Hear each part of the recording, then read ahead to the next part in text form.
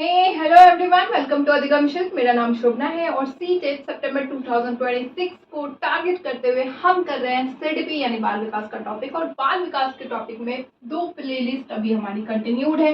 एक जिसमें कि हम यहाँ पे थियरी पार्ट को कवर अप करते हैं और दूसरा हमारा पीवाईक्यू सीरीज चल रहा है। पीवाईक्यू सीरीज फिलहाल हम कर रहे हैं और इसमें आज जो हमारा है वो डे 11 है और हम यहाँ पे 10 to 20 क्वेश्चंस जो है वो डिस्कस करते हैं। सो आज हमारा डे 11 है जिसमें हम यहाँ पे 2024 का क्वेश्चन जो है उसको डिस्कस कर रहे हैं और ये आज लास्ट होने वाला है। सो चाहे आप पेपर 1 की तैयारी कर रहे हैं, चाहे आप पेपर 2 की तैयारी कर रहे हैं, ये वीडियो इक्वली बेनिफिशियल है आपके लिए, क्योंकि सीटेट का जो सिलेबस है सीडीपी को लेकर के, पेडागोजी को लेकर के वो बिल्कुल ही सेम है। सो चलिए स्टार्ट करते हैं और टॉपिक की तरफ मूव करते हैं। सो 21 नंबर क्वेश्चन हमसे कह रहा है, आलोक शोज द फॉलोइंग बिहेवियर्स। आलोक नाम का एक बच्चा है जिसमें कुछ व्यवहार दिखाई दे रहे हैं। क्या क्या है? पढ़ते समय सिर को अजीब स्थिति में पकड़ रहा है, holds head in an awkward position when reading। ठीक है। फिर आंखों को बार बार मूंद रहा है, बंद कर रहा है, रगड़ रहा है, रबिंग कर रहा है, rubbing his eyes, squinting his eyes frequently. ठीक है। और साथ ही साथ आप देख पाएंगे कि उसके आंखों की जो है, आंखों में सूजन है, लाल रेडनेस उसके आंखों में आपको देखने को मिलेगा, स्वेलिंग देखने को दिखेगा और अक्षर पहचान में वो कंफ्यूज हो रहा है, भ्रमित हो रहा है। तो यह किस संभावित लक्षण हो सकते हैं? अब एक चीज तो है, इसके हमने जो भी प्रॉब्लम्स देखी, इसके आईज यानी आंखों से रिलेटेड प्रॉब्लम हमने देखा है। अब आंखों में स्वेलिंग है, हेड को बार बार अजीब स्थिति में पकड़ रहा है, आंखों को बार बार बंद कर रहा है और इस वजह से आंखों से में चूंकि यहाँ पे स्वेलिंग दिखाई दे रही है, रेडनेस है, तो यहाँ पे आप देख पा रहे होंगे कि उसका जो है आपको लेटर्स को लेकर के कंफ्यूजन हो रहा है। तो ये किस तरह की चीज है? बहुत ही सिंपल क्वेश्चन है, बिल्कुल ही सिंपल क्वेश्चन है। और आप आंख बंद करेंगे ऑप्शन की तरफ जाएंगे तो भी आपको दिख जाएगा। यहाँ पे दृष्टि संबंधी विकार दिख रहा है। ये दृष्टि संबंधी विकार परमानेंट नहीं भी हो सकता है कि उसको आई साइट की प्रॉब्लम हो रही हो। ठीक है। हो सकता है उसको टेम्पररी कोई इशू हुआ हो सकता है उसको पास की जो चीजें हैं, नियर साइटनेस जिसको कहते हैं, पास की चीजों को देखने में दिक्कत हो रही हो सकता है उसको दूर की चीजें देखने में दिक्कत हो रही हो। तो ये तो डॉक्टर ही बता पाएंगे कि अभी फिलहाल आलोक को कौन सी दृष्टि संबंधी समस्याएं हैं। भाषा की कोई आपने यहाँ पे लैंग्वेज कॉम्प्रिहेंशन प्रॉब्लम्स देखा नहीं, ऑटिस्टिक आपने बिहेवियर उसके में देखा नहीं कि कोई स्वालीनता का विकार है, क्योंकि अगर स्वालीनता का विकार होता सबसे पहले वो सोशल कंस्ट्रक्शन, सोशल इंटरेक्शंस में आपको जो है कमी देखने को मिलती, उसके जो आई कांटेक्ट होती हैं उसमें आपको कमी देखने को मिलेगा। स्वालीनता विकार अलग होता है। कम्युनिकेशन, बातों से रिलेटेड जो है आपको प्रॉब्लम नहीं दिखा है यहाँ पे। स्वालीनता बच्चों में आपको कम्युनिकेशन का भी प्रॉब्लम देखने को मिल जाएगा, कम्युनिकेशन डिसऑर्डर नहीं देखा है। कुल मिलाकर के हमने दृष्टि संबंधी विकार देखा है। So here is the 1 number option will be our answer. ठीक है। चलिए 22 नंबर क्वेश्चन हमसे कह रहा है, favourite question, inclusive education, inclusive classroom. कल भी आई थिंक ये जो सीडीपी का हम कर रहे हैं टॉपिक, ये भी तो चूंकि 2024 में कई सारे फ्री आई थिंक पेपर हुए थे तो उनमें से एक का है ये। तो इसमें मैंने इससे पहले 2+ क्वेश्चंस इस सेट के डिस्कस कर लिए हैं इंक्लूसिव एजुकेशन का। साथ ही साथ इस टॉपिक में कोहलबर्ग के भी 2+ क्वेश्चंस आए थे। 2+ तो कोहलबर्ग के थे और एक आपकी कैरोल गिलिगन का क्वेश्चन था जो कि कहीं ना कहीं रिलेटेबल इनसे ही है। जीन प्याजे का भी आपने 2+ क्वेश्चन अब तक देख लिया है और बाइगॉस्की का भी आपने 2+ क्वेश्चन यहाँ पे देख लिया है। So these topics are very important. हाँ, प्रोग्रेसिव एजुकेशन के भी मैंने आई थिंक 2+ क्वेश्चन इसमें अब तक करवा दिए हैं। अभी हम 22 नंबर क्वेश्चन कर रहे हैं। तो ये सारे टॉपिक्स जो होते हैं ना बहुत ही ज़्यादा इंपॉर्टेंट है। मास्टरी गोल का एक क्वेश्चन आपके पास आ ही जाता है। तो ये सारी टॉपिक्स जो होती हैं, इनको अगर आपको डाउट है इन टॉपिक्स में, आप इनके वीडियोस भी देख सकते हैं। इनफैक्ट मैंने खुद इनके वीडियोस जो है अपलोडेड किए हुए, कुछ टॉपिक्स रह रखे हैं, वो भी मैं अपलोड बहुत ही जल्द कर दूंगी। और बेसिकली जो वीडियोस मैंने बनाई है वो सिर्फ और सिर्फ उन टॉपिक्स का मैंने बनाया है जो टॉपिक्स आपके एग्जाम्स में डेफिनेटली आते हैं। पिछले कुछ सालों से लगातार आप देखेंगे कि वो क्वेश्चंस आते हैं, तो उनके ही वीडियोस मैंने बनाए हैं, तो आप देख सकते हैं। चलिए क्वेश्चन की तरफ मूव करते हैं। इंक्लूसिव क्लासरूम, समावेशी कक्षा में adaptation should be made in learning goals, pedagogical strategies as well as assessment. कह रहा है कि सीखने के लक्ष्य शैक्षणिक रणनीतियों के साथ साथ आकलन में अनुकूल किया जाना चाहिए। मतलब आपने यहाँ पे इंक्लूसिव एजुकेशन के बारे में बहुत अच्छी तरीके से जानते हैं कि आप सब तरह के बच्चों को समान तरीके से आप क्लासरूम में इंक्लूड कर रहे हैं। ठीक है, सब बच्चों को किया है। यहाँ पे हर बच्चों को उनके हिसाब से, उनके नीड के हिसाब से आप यहाँ पे जो है सुविधा दे रहे हैं, एक्सेसिबिलिटी दे रहे हैं। ये चीजें आपने देखा। ठीक है, जैसे किसी बच्चे को चलने में दिक्कत है तो आपने सीढ़ियों के साथ साथ रैंप की भी व्यवस्था की हुई है ताकि बच्चा जो है इजीली चल पाए और अपने क्लासरूम तक पहुंच पाए। तो ये चीजें आपने की है। साथ साथ आपने बहुत सारे इक्विपमेंट्स रखे हुए हैं विजुअल बच्चों के लिए, चाहे और ऑटिस्टिक बच्चों के लिए, चाहे आपने जो है क्या कहते हैं हियरिंग इम्पेयरमेंट्स बच्चे हैं, तो आपने बहुत सारी चीजें रखी हुई है। आप डिफरेंशिएटेड इंस्ट्रक्शंस का यूज करते हैं। तो ये सारी चीजें बात सही है। समावेशी कक्षा में सीखने के लक्ष्य यानी कि अडेप्टेशन आप करते हैं, आप अपने आप लर्निंग गोल्स में अडेप्टेशन करते हैं कि हर बच्चा अलग अलग है। यहाँ पे आपको अपने लर्निंग शैक्षणिक जो रणनीतियां हैं उसको आप बदलते हैं, अपने टीचिंग स्ट्रैटेजीज, पैडागोजिकल स्ट्रैटेजीज जो होती है शैक्षणिक रणनीतियां, उसको वो आप चेंज करते हैं, मॉडिफाई करते हैं और आप कुछ इस तरह से काम करते हैं कि ये सारे बच्चे जो हैं ये लाभ उठा पाए आपके टीचिंग स्ट्रैटेजीज का, शैक्षणिक रणनीतियों का। ठीक है, तो ये चीजें हैं। ये बात सही है, बिल्कुल। चलिए, असर्शन हमारा सही है कि समावेशी कक्षा में सीखने के लक्ष्यों, शैक्षणिक रणनीतियों के साथ साथ आकलन, हाँ यहाँ पे आप असेसमेंट में भी अडेप्टेशन करते हैं।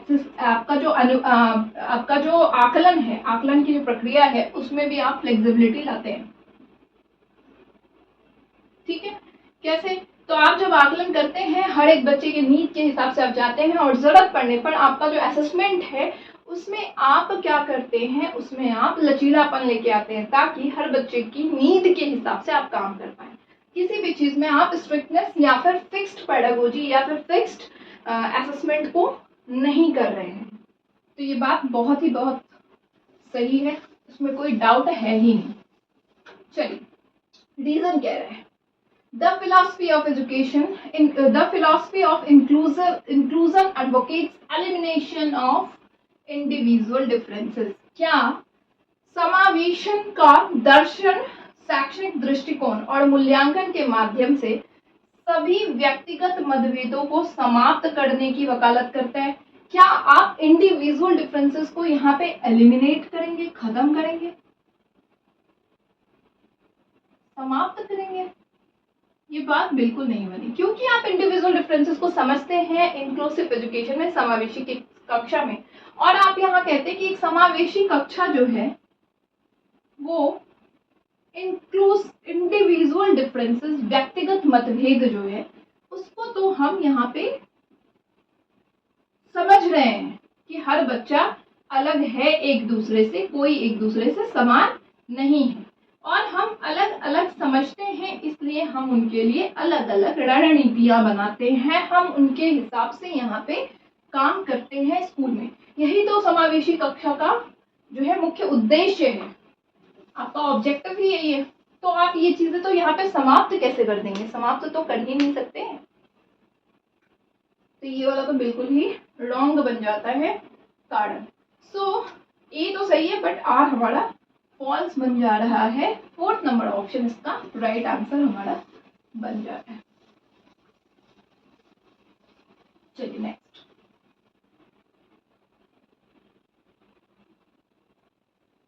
ट्वेंटी नंबर क्वेश्चन हमसे कह रहा है कि according to Lev Vygotsky children benefits from the experience of interacting with dash while working dash their zone of proximal development.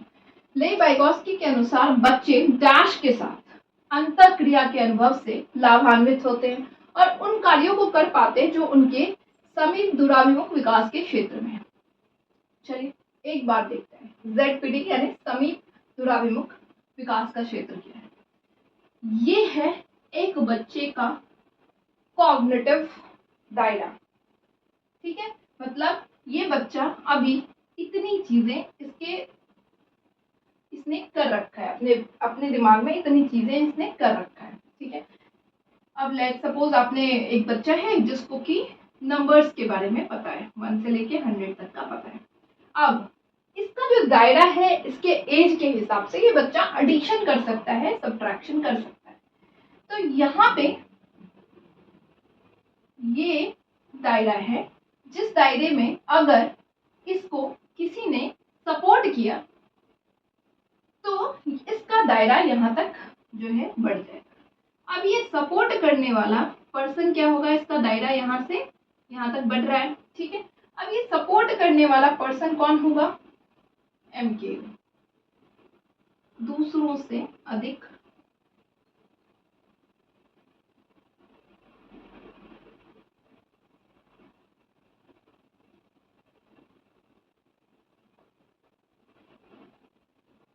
जानकार, ठीक है। ये जो दायरा है, जिस दायरे में ये कर पा रहा है, ये आपका ZPD कहलाता है।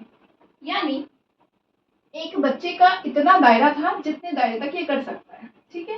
अब MKO ने स्कैफोल्डिंग आलंबन के प्रोसेस से क्या किया, इसके इस दायरे का विकास जो है वो बढ़ा दिया। तो ये जो दायरा है जहां तक ये बच्चा कर पा रहा था काम, ये आपका कहलाया ZPD यानी कि समीप दूराभिमुख विकास का क्षेत्र। और किसने किया, MKO। अब ये जो MKO है ये उस फील्ड में आपसे ज्यादा जानता है। हो सकता है वो आपका फ्रेंड ही होगा जिसने आपको सिखा दिया, हो सकता है आपके टीचर्स होंगे जिसने आपको सिखा दिया, हो सकता है आपके रिलेटिव्स हो जाएं, हो सकता है आपके पेरेंट्स हो जाए, कोई भी हो सकता है, बड़ा छोटा कोई फर्क नहीं पड़ता। बट एक बात जरूरी है कि ये आपसे इस फील्ड में ज्यादा एक्सपीरियंस रखता हो, ठीक है। तो यानी कि ये चीजें हैं मोर नॉलेजेबल देन अदर्स, 2 में है, बाकी तो आपका खत्म हो गया। अब ये किस दायरे के अंदर कर रहा है, तो ये ZPD के अंदर ही तो काम कर रहा है, ये जो दायरा है, क्योंकि आपका जितना विकास हो सकता है वो ZPD दायरे के अंदर हो सकता है आपकी कॉग्निटिव मैच्योरिटी या फिर आपके एज के हिसाब से।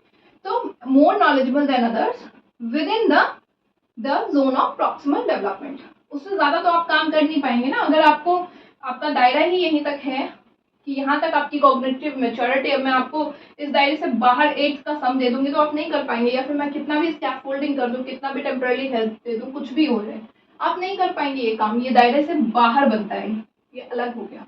तो आपके दायरे के अंदर होना चाहिए ये काम। सो फर्स्ट नंबर इसका आंसर बन रहा है, ठीक है।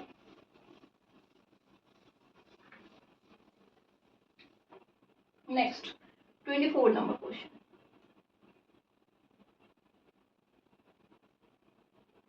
A teacher notices that one of her students is highly distractible and has trouble paying attention during class.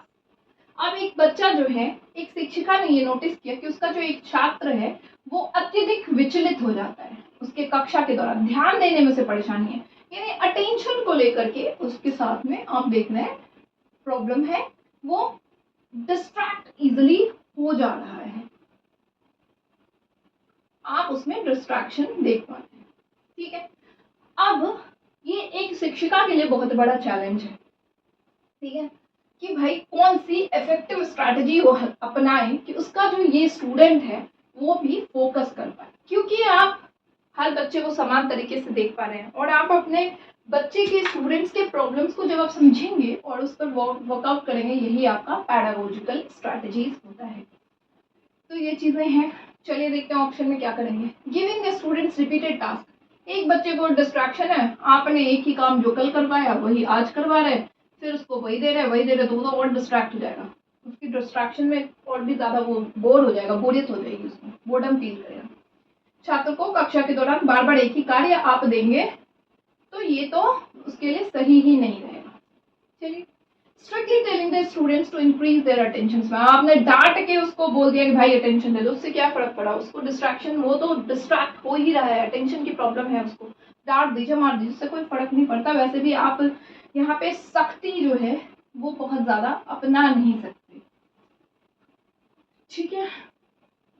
Giving a timer to students for self regulation, आपने बच्चे को समय प्रबंधन और स्वनियमन जो है उसके लिए छात्र को टाइमर लगा दिया कि भाई ये जो टॉपिक है, ये जो टास्क है, अभी ये क्लास वर्क है, इस क्लास वर्क को ना तुम 15 मिनट्स में करके दिखा सकते हो क्या। अब यहाँ पे बच्चा ना थोड़ा अटेंशन ले लेगा, मुझे ना 15 मिनट में ये काम करना है, तो ये एक बहुत सही है कि सेल्फ रेगुलेशन, आपने काम भी दे दिया, तुम्हारा ही टॉपिक है, तुम्हें ये चीजें पता तो है बहुत अच्छे से, तो भाई 15 मिनट में हो जाएगा, देखो तो जरा। अभी बच्चा ना ध्यान देगा, अटेंशन ले रहा है, मुझे 15 मिनट में मैम को या सर को दिखाना है, और वो टाइम मैनेजमेंट आप दे रहे हैं उसको करने के लिए, तो थोड़ा सा ये थोड़ा क्या बहुत ही इफेक्टिव स्ट्रैटेजीज है जिसमें आप इस तरह से स्वनियमन दे सकते हैं, समय प्रबंधन, और छात्र इस पे इफेक्टिव होगा, अटेंशन भी लेगा। Calling the parents and taking strict disciplinary action, माता पिता को बुलाकर छात्र के खिलाफ सख्त अनुशासनात्मक कार्रवाई करना, उससे क्या होगा, कुछ नहीं होगा। सबसे बढ़िया है आप टाइमर दीजिए और टाइम मैनेजमेंट के साथ साथ उसको सेल्फ रेगुलेशन के लिए वर्कआउट करिए, बच्चा ध्यान देने लगे। सो थर्ड नंबर ऑप्शन इसका सही ऑप्शन है, ठीक है।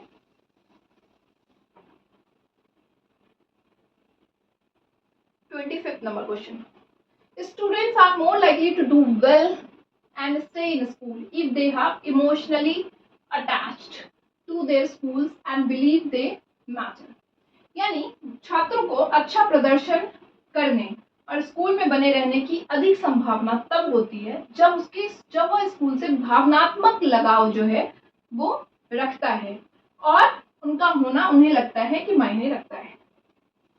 ये बात बिल्कुल ही सही है।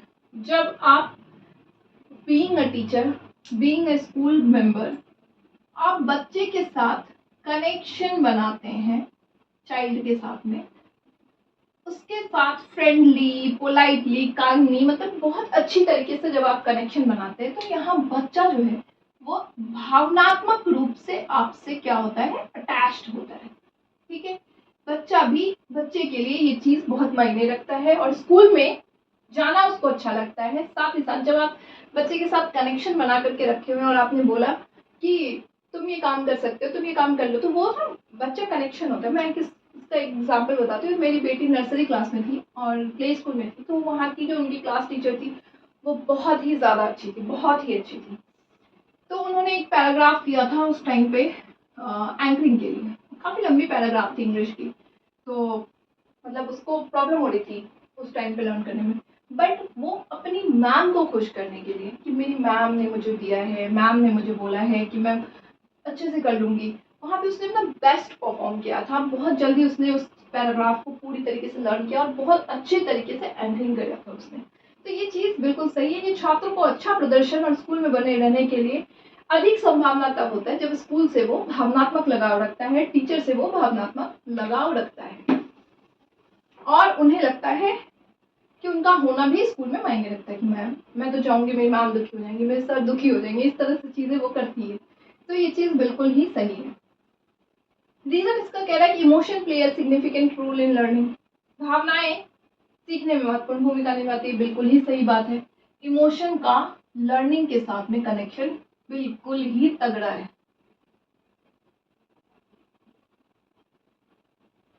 ठीक है।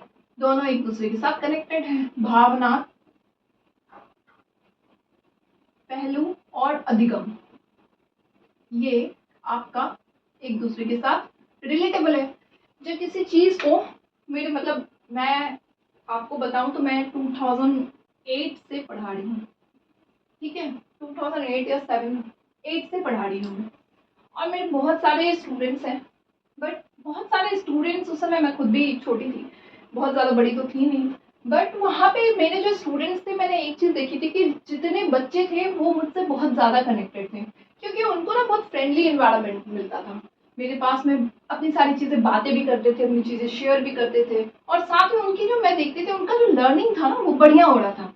मैं अपनी तारीफ नहीं कर रही हूँ, बस मैं एक एग्जाम्पल बता रही हूँ। तो यहाँ पे मैंने देखा कि कुछ गर्ल्स थी जो मेरे पास आई थी, और उनकी मैथ्स जो थी ना वो बहुत वीक थी। तो उन्होंने 6 मंथ्स के बाद जब उनका ऐसे 1 आया या ऐसे 2 आया, तो उस टाइम मैंने देखा कि उनकी जो मैथ्स थी, मतलब बहुत अच्छा नहीं, बट उनके कॉन्सेप्चुअल क्लैरिटी हो गई थी, और उनके मैथ्स में उन्होंने अच्छा स्कोर किया।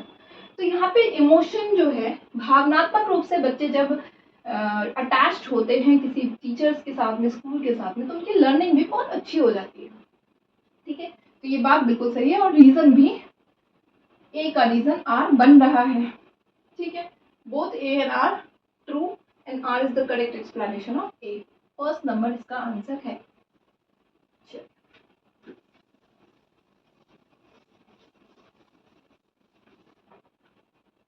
26th number question. Which of the following is the core principle of constructivist learning theory? यानी कि निम्नलिखित में से कौन सा संरचनावादी अधिगम सिद्धांत का मूल सिद्धांत है? संरचनावादी के बारे में हमने काफी सारे बात किए हुए हैं कि संरचनावादी मानते हैं कि बच्चे जिज्ञासु हैं, ठीक है, वो एक्टिवली अपने ज्ञान का निर्माण कर देते हैं एनवायरनमेंट के साथ में, यानी कि पर्यावरण के साथ में इंटरैक्ट करके एक्टिवली अपने ज्ञान का निर्माण करते हैं। ये बात हमने संरचनावादी के बारे में पढ़ा है। ठीक है, अब कह रहा है कि क्या इसमें है, teacher should provide direct instructions and explicit guidance to students. क्या संरचनावादी के हिसाब से शिक्षकों के छात्रों को प्रत्यक्ष निर्देश और स्पष्ट मार्गदर्शन प्रदान करना चाहिए? तो देखिए, बच्चे जो है, जब हम देख रहे हैं कि वो एक्टिवली अपने ज्ञान का निर्माण कर रहे हैं, तो यहाँ डायरेक्ट इंस्ट्रक्शंस आपको नहीं देना है। आपको यहाँ पे क्या करना है, स्कैफोल्डिंग करना है, आपको यहाँ पे फैसिलिटेटर बनना है, जो कि प्रोग्रेसिव एजुकेशन की बातें हैं। आपको यहाँ पे गाइडेंस प्रोवाइड करना है जरूरत पड़ने पे। जब आप देख रहे हैं कि बच्चे का जो ज्ञान का निर्माण वो कर रहा है, जो वो ज्ञान सीख रहा है, अगर उस रास्ते से वो भटक रहा है, तो इन दैट केस आपको उसको यहाँ पे सही रास्ता जाना है। लेट्स सपोज एक बच्चा जो है पढ़ रहा है, सीख रहा है, और अगर 1+4 को वो 3 कर रहा है, तो आपको यहाँ पे उसके ज्ञान को जो है यहाँ पे क्या करना है, आपको स्टैक फोल्डिंग करके आपको उसको वहाँ पे बताना है कि कुछ इस तरह से आप काउंट करिए और बताइए कि 1+4 5 होता है, 3 नहीं होता है।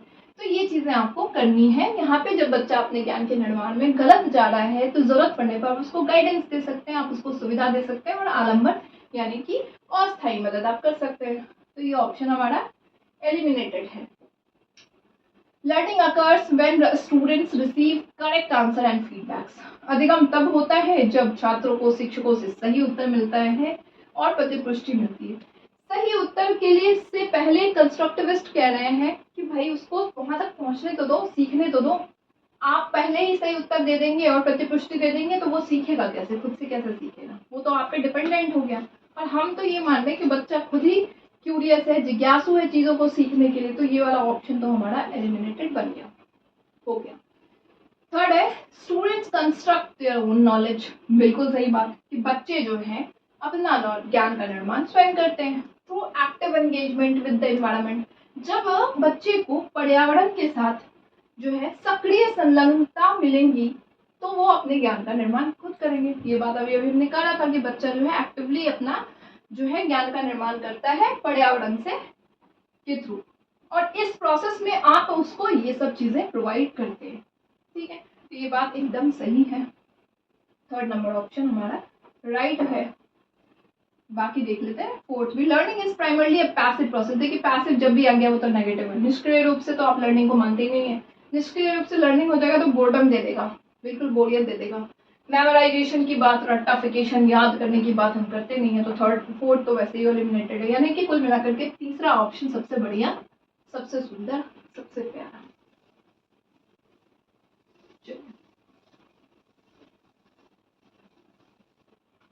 27 number question,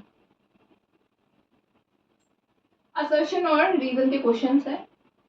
the less able a child is to do a task the more direction the teacher should give. As the child can do more the teacher should help less and less. क्या ये बात सही है? एक बच्चा जिसको कि जितनी जरूरत होगी अपने काम को करने के लिए टीचर की हेल्प की, तो टीचर वहां पे उसको इतना डायरेक्शन देगा। लेट सपोज कभी भी हमने एडिशन की बात करें, एक बच्चा है, आपने एडिशन का कॉन्सेप्ट उसको बताया एक्टिवली। एक बच्चा है जिसको कि आपने समझाया और यहाँ पे वो 2 करके आया, वहीं पे एक बच्चे ने फटाफट करके आपको दिखाया 4। ठीक है, तो अब आप इन दोनों में से किसकी मदद ज्यादा करेंगे? ये जो बी नाम का बच्चा है इसने तो अपना काम कर लिया है एक ही बार में, तो क्या आप उसको बार बार मदद करेंगे? नहीं।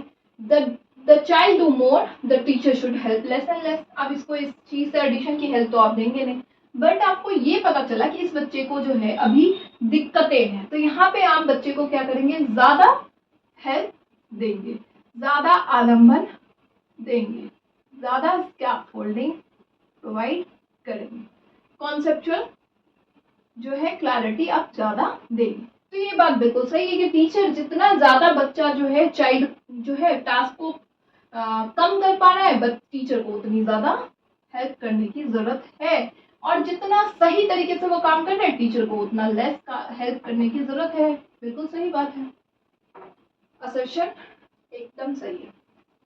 रीजन कह रहा है कि intelligence can not be accurately measured by calculating IQ।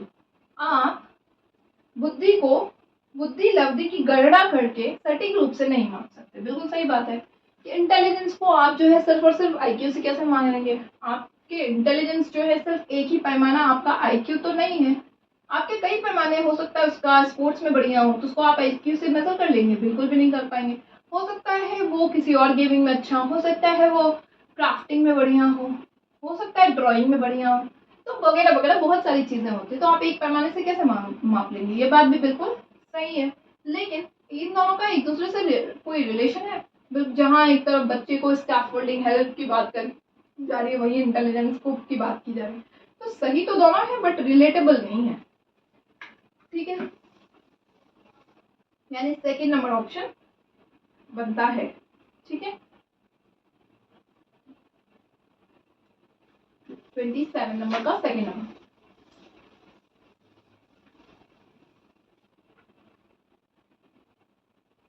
$28 number question. Which of the following characteristics of the process of socialization? समाजीकरण की विशेषता क्या है? तो समाजीकरण जो एक प्रोसेस होता है, काफी आपको पता है कि ये बहुत ज्यादा इम्पोर्टेंट है। आपका समाजीकरण सबसे पहले आपके घर से, होम से स्टार्ट होता है, फिर आपका स्कूलिंग होता है, फिर आपके नेबर्स हो गए। तो आप जितने सराउंडिंग्स में, जितने माहौल में जाते हैं, आपकी समाजीकरण की जो प्रक्रिया है वो चलती रहती है। थ्रू आउट द लाइफ आप ये समाजीकरण आपका होता रहता है और आप कुछ न कुछ सीखते रहते हैं।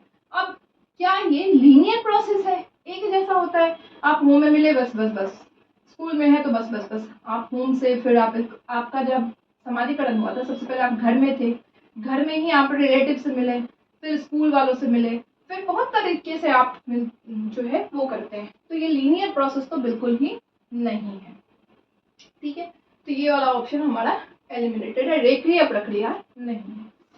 ये कॉम्प्लेक्स प्रोसेस है। देखिए, जब भी इस तरह के प्रोसेस होते हैं ना, वो जटिल प्रक्रिया तो होती है, चाहे लर्निंग हो, चाहे सोशलाइजेशन हो, ये सारी जटिल प्रक्रिया, क्योंकि आप यहाँ पे बहुत सारी चीजों के साथ इंटरेक्ट कर रहे हैं और एक तरीके से नहीं, कई तरीके से सीखते हैं, कई तरीके से आपकी प्रक्रिया चलती है, तो ये कॉम्प्लेक्स जटिल होता है। तो ये वाला सही है। फिर कह रहे हैं it is a multi dimensional process. बिल्कुल, इसके बहुआयामी है। आप सोशलाइजेशन, समाजीकरण जो है वो कई तरीके से करते हैं, कई इसके डायरेक्शन है। आप जॉब में, इन्वायरमेंट में, टीचर्स के साथ, मतलब स्कूल में पीयर्स के साथ, बहुत सारे तरीके से इसके बहुआयामी प्रक्रिया है। और डी नंबर ऑप्शन कह रहा है it takes place uniquely in different culture. यह विभिन्न संस्कृतियों में विशिष्ट रूप से होती है। बिल्कुल सही बात है। हर एक संस्कृति का समाजीकरण का अपना तरीका होता होगा और वो अलग होता होगा, विशिष्ट रूप से जो है वो होता होगा। हो सकता है कहीं पे समाजीकरण की प्रक्रिया में थोड़ा आप जो है आपको चेंजेस दिखेगा, कहीं ज़्यादा आप देखेंगे प्रक्रिया में। तो ये चीज़ें भी सही है कि हर जगह का अपना एक अलग होता है। तो कुल मिलाकर के बी, सी आपका और डी बनता है। ठीक है, तीसरा नंबर ऑप्शन इसका बन रहा है। चलिए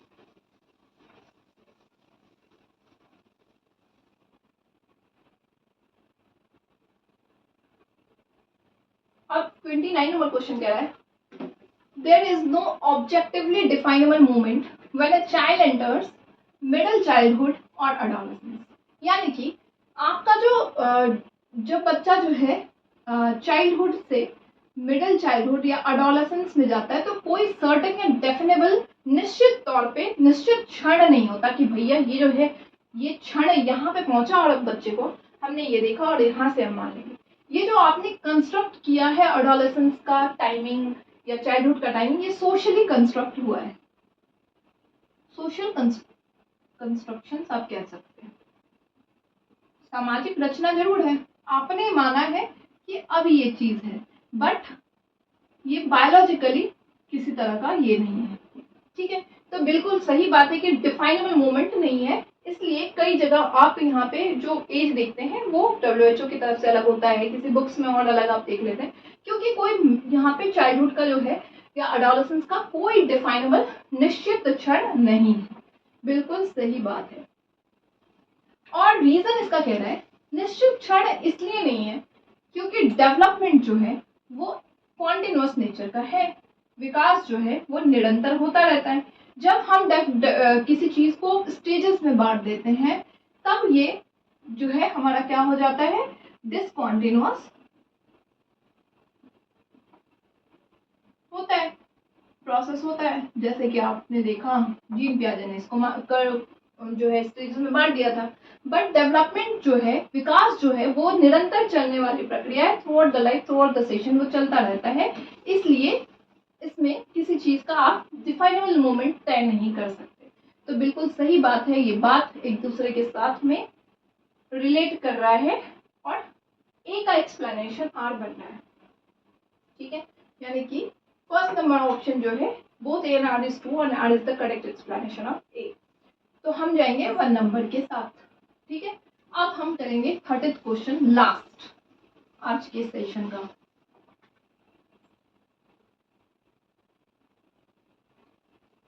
An elementary school teacher can strongly influence a student's development of academic self concept by। एक प्रारंभिक विद्यालय का जो शिक्षक है वो छात्र के शैक्षणिक आत्म संप्रत्यय के विकास को दृढ़ता से प्रभावित करता है। कैसे? मतलब आप जो है एक प्रारंभिक विद्यालय के छात्र टीचर हैं, यानी कि आपका बच्चा यहाँ से नर्सरी से 5th तक का हो सकता है। ठीक है, अब नर्सरी से 5th तक का बच्चा है तो यहाँ पे आपको पता है कि बहुत सारी स्ट्रैटेजीज जो होती हैं वो नर्सरी से 5th तक की अलग हो जाती है। इसीलिए आप देखते हैं यहाँ पे इनके लिए एक अलग कोर्स होता है, क्योंकि छोटे छोटे बच्चे आते हैं, उनके साथ में हम बहुत स्ट्रिक्टली तो बिहेव नहीं कर सकते या बहुत ज़्यादा हम उनके साथ में उस तरह से बात नहीं कर सकते जैसे एक बड़े बच्चे के साथ करेंगे। अब देखते हैं यहाँ पे क्या है option, keeping very low expectation from the students. सभी विद्यार्थियों के साथ बहुत कम अपेक्षाएं, पहले ही हमने सोच लिया ये क्या ही अपेक्षा रखेंगे नर्सरी के बच्चे से, ए से Z तो अरे यार ये तो सीख ही नहीं पाएगा, तो क्या करेंगे। अरे जब आपने सोचा लो ही एक्सपेक्टेशन रखा है तो वो क्या ही सीखेगा। बीइंग अ टीचर आपको सिखाना है, बट सिखाने के प्रोसेस में आपको इनको जो है कई सारे प्रक्रिया से गुजरना है, आपको इनको कई बार री-इन्फोर्समेंट करना है, कई बार वो सीखेंगे नहीं, आपको उनको गाइड करना है, एक्टिविटीज के थ्रू एंगेज करना है। तो लो एक्सपेक्टेशन तो रखना नहीं है, आपको उनको हाई करना है, कम ऑन आप कर लोगे ये काम, बहुत बढ़िया कर रहे हो। अगर वो गलत कर रहे हैं, एक को कुछ इस तरह भी लिख रहे हैं तो आपको यहाँ पे उनको पहले लिखने देना है, फिर धीरे धीरे परफेक्शन की तरफ लेके जाना है। ठीक है, ये चीजें हम करते हैं एलिमेंट्री स्कूल के साथ। Punishing autonomy and initiatives in student, छात्रों को स्वायत्ता और पहल को दंडित करना चाहिए, बिल्कुल भी नहीं, हम दंडित तो करते ही नहीं है। अगर बच्चे ने कोई इनिशिएटिव्स लिया है, भले ही वो इनिशिएटिव्स सही नहीं है, लेकिन हम उसके लिए दंड नहीं दे सकते हैं भाई। ठीक है, rewarding an autonomy and initiative in students, छात्रों में स्वायत्ता और पहल को पुरस्कृत करना। जब बच्चे को आपने ए लिखना सिखाया और कुछ इस तरह से गलत भी उसने लिखा, तब भी आप उसको रिवार्ड दे रहे हैं इस बात के लिए कि बहुत बढ़िया, बहुत नाइस ट्राई, आप इस तरह से चीजें कह रहे हैं। ये नहीं कह रहे क्या लिखा है तुमने, ये कितना बेकार लिखा है, ये तरह से बोलेंगे तो वो बच्चा और डर जाएगा। उसको आपने पहले बोला बहुत बढ़िया, सही है, सही जा रहे हो, थोड़ा सा बस ऐसे और ऐसे करना है, धीरे धीरे वो परफेक्शन की तरफ जाएगा ही जाएगा। और ये चीजें होती भी है। ठीक है, छात्रों को स्वायत्ता और पहल को पुरस्कृत करना बिल्कुल सही बात है।